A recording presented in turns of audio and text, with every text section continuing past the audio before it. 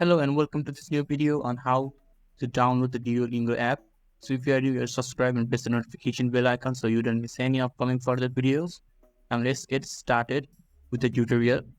Firstly, you need to open your Microsoft Store, which is in the taskbar. And if you have an Apple product, you can use App Store as well.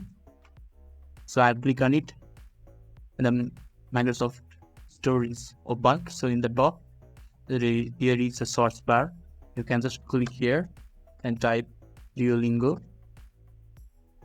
And in the first search, this is the app Duolingo that we want to download. So you can click on it.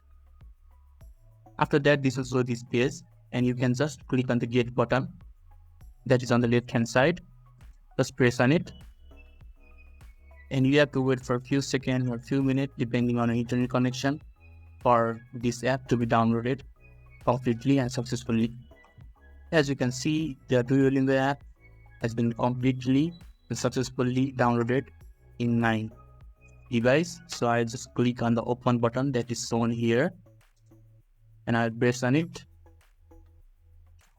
and my Duolingo application will be opened successfully, and you can use it according to your wish. So if this video was helpful to you, don't forget to press the like button. Thank you.